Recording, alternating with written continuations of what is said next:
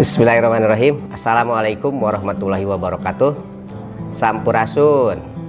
Perkenalkan, nama saya Dr. Andes Rohman MPD dari SMA Negeri 1 Jampang Tengah, Kabupaten Sukabumi. Kali ini saya akan mengangkat sebuah tema yang ada di sekolah. Di antaranya yaitu tema besarnya berkaitan dengan optimalisasi guru di dalam mengimplementasikan kurikulum merdeka. Jadi pertanyaan besarnya, sudahkah optimal guru mengimplementasikan kurikulum merdeka di kelasnya masing-masing? Pertama, kurikulum merdeka itu adalah metode pembelajaran yang mengacu pada pendekatan bakat dan minat siswa. Siswa di sini dapat memilih pelajaran sesuai dengan yang diinginkannya dan sesuai dengan passion serta bakat dan minat yang digelutinya. Kaitannya juga nanti pelajaran yang diminati itu berhubungan dengan jangkauan ke masa depannya, dengan cita-citanya, dengan melanjutkan ke pendidikan yang lebih tinggi. Nah, dengan kurikulum ini siswa diakomodir untuk bisa pelajari lebih dalam tentang materi-materi yang selalu diminatinya, selalu sesuai dengan bakatnya. Kurikulum ini di dalam pembelajarannya memadukan antara pembelajaran intrakurikuler yang beragam dengan kegiatan kokurikuler. Nah, ini antara intra dan kokurikuler ini adalah satu kesatuan yang tidak bisa dipisahkan. Kemudian tujuan daripada penggunaan kurikulum ini diantaranya menciptakan pendidikan yang menyenangkan baik bagi guru maupun bagi siswa. Kemudian lahirnya kurikulum merdeka ini tidak lain adalah untuk mengejar ketertinggalan, di mana 2 tahun yang lalu kita dilanda COVID-19 sehingga proses pendidikan serasa terhambat, ya, ada yang hilang di situ. Maka dengan adanya kurikulum ini diharapkan keberputusan atau kesenjangan antara ketika dalam kondisi normal dengan dilanda COVID berikutnya akan nyambung kembali. Kemudian mengembangkan potensi peserta didik.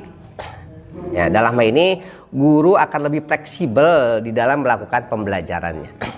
Kemudian tujuan lain di sini peserta didik bisa memilih lebih banyak waktu, bisa memiliki banyak waktu untuk mendalami kompetensi, ya, baik dengan kaitannya literasi maupun numerasinya. Itu tujuan daripada pelaksanaan kurikulumnya sekarang.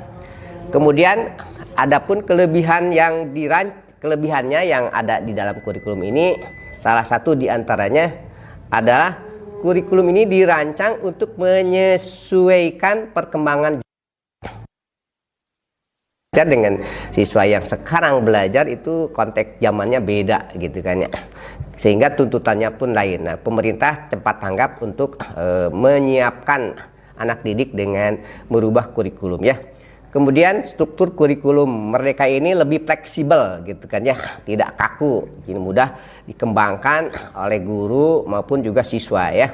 Kemudian lebih fokus kepada materi yang esensial ya, yang penting-pentingnya saja gitu kan ya. Kemudian penggunaan beragam perangkat ajar dan tidak kalah penting itu adalah pemanfaatan teknologi digital.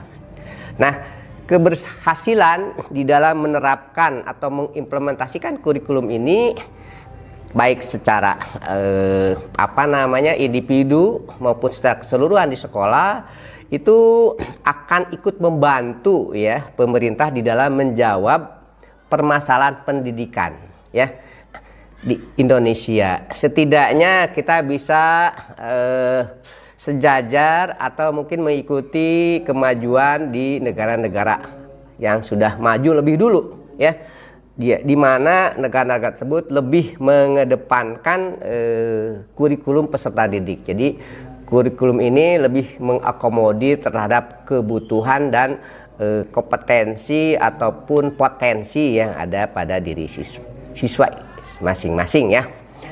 Nah, kaitannya dengan permasalahan yang diangkat tadi, maka belum optimalnya guru di dalam mengimplementasikan kurikulum tersebut, maka tentunya ada beberapa hambatan ataupun kendala ya, baik yang dihadapi secara individu oleh guru maupun yang dihadapi oleh lembaga atau satuan pendidikan ya. Nah, salah satu atau beberapa di antara kendala itu yang dirasakan oleh guru belum memiliki pengalaman yang mendalam dengan konsep kemerdekaan belajar ya. Nah, istilah merdeka belajar itu baru ada akhir-akhir ini, baru ada pada kurikulum merdeka. Sehingga dengan istilah itu guru belum memahami secara konseptual yang betul-betul menyeluruh ya. Kemudian keterbatasan referensi ya, keterbatasan literasi dan juga keterbatasan akses digital di tempat-tempat tertentu ya. Di sekolah mungkin ada akses digital, ada internet, tapi mungkin di rumahnya belum tentu. Atau ada akses digitalnya atau akses internet, tapi ketika kondisi-kondisi tertentu akan terjadi hambatan. Sehingga itu akan merupakan kendala bagi guru untuk mengimplementasikan kurikulum tersebut ya. Kemudian kompetensi guru yang masih kurang ya, kurang diupdate ya, dan tentunya di dalam mengelola waktu juga perlu diperhatikan ya. Kemudian selain daripada itu masih banyak guru yang mengandalkan buku paket. Kemudian baik buku pegangan siswa maupun buku pegangan guru sebagai satu-satunya sumber belajar. Padahal sekarang jauh daripada itu, banyak sumber belajar yang bisa diakses oleh siswa, oleh guru, oleh siapapun dengan bebas gitu kan ya. Tapi ketika guru masuk kelas, tidak ubahnya seperti guru melaksanakan kurikulum sebelumnya. Hanya membawa buku paket, absen, ceramah, habis waktu, selesai gitu kan ya. Dan itu mungkin konteks pembelajaran seperti itu setidaknya harus bisa dirubah gitu kan ya.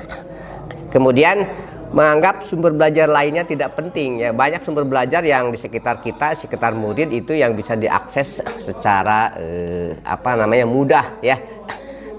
Kemudian selain faktor-faktor yang saya sebutkan tadi, hambatan yang mungkin juga dihadapi oleh setiap guru dan satuan pendidikan itu di antara lainnya adalah lemahnya perencanaan program pengajaran yang disusun oleh guru, sehingga guru ketika masuk kelas itu tidak terarah ya. Jadi masuk kelas tanpa perencanaan mungkin kegiatannya itu tidak terarah.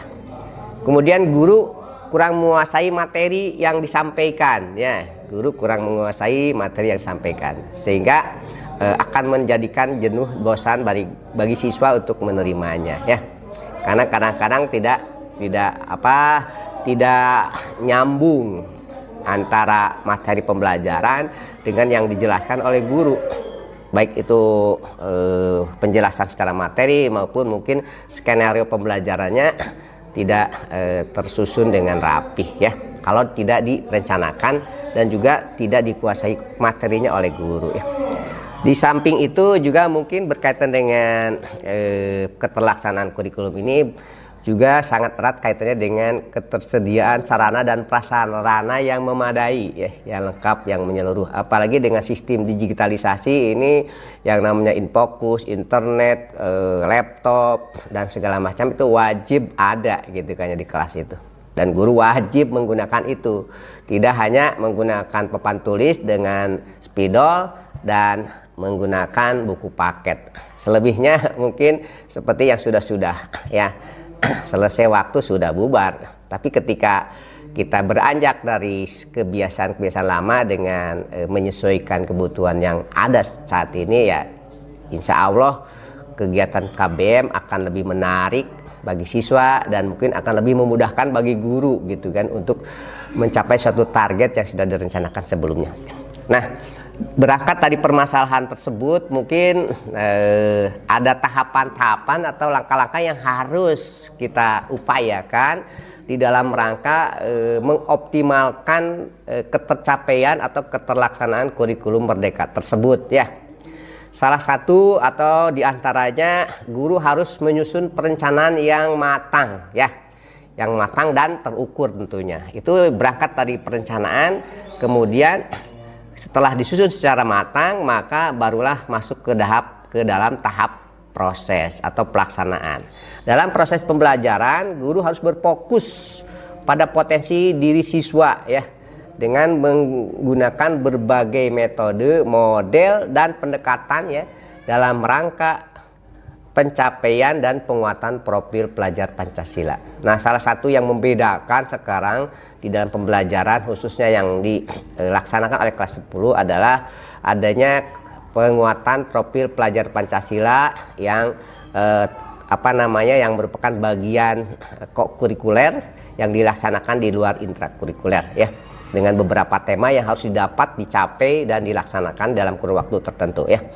Kemudian guru di samping itu harus melaksanakan evaluasi yang menyeluruh ya, yang adil, juga melaksanakan asesmen diagnostik ya sebelum penilaian pra-conditioning atau sebelum belajar, ketika belajar, proses yang sedang berlangsung, sampai kepada evaluasi formatif dan sumatif. Nah, dari setiap proses penilaian itu akan melahirkan satu nilai yang menyeluruh yang nanti akan tertuang di dalam rapot siswa ya setiap akhir semester. Selain itu juga guru sebagai pengembang kurikulum masih di dalam mendukung terhadap ketercapaian pelaksanaan kurikulum mereka ini. Di antaranya guru harus memahami betul-betul kurikulum yang digunakan atau yang berlaku saat ini gitu. Jangan namanya kurikulum merdeka tapi ke kelas masih menggunakan perangkat bahan ajar kurikulum yang sebelumnya.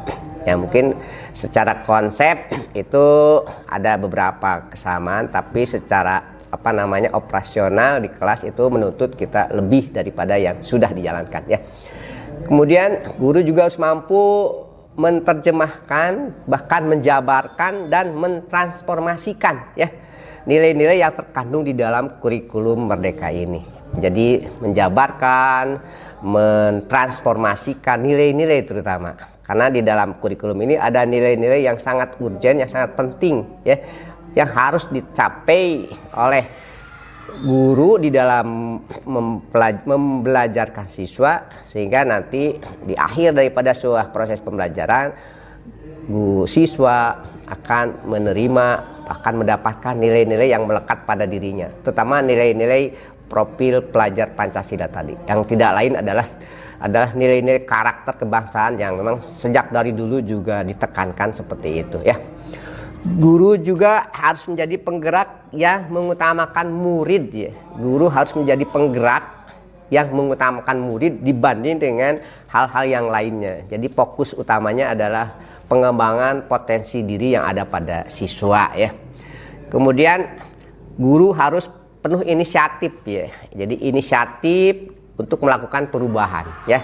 Di samping itu juga harus berinovasi ya, penuh dengan inovatif ya di dalam melaksanakan tugasnya dengan keberpihakan kepada siswa. Jadi di samping inisiatifnya berjalan, juga inovasinya terus berkembang ya, dan tidak lepas daripada tujuan mengembangkan potensi dan berpihak kepada kepentingan siswa ya. Di samping itu juga guru harus selalu mengupdate ya kemampuan dan kreativitasnya ya di dalam memilih model dan media pembelajaran yang menyenangkan. Jadi proses pembelajarannya baik di kelas maupun di luar itu guru selalu memberikan kesenangan kepada siswa, sehingga kehadiran guru di kelas itu selalu dirindukan ya.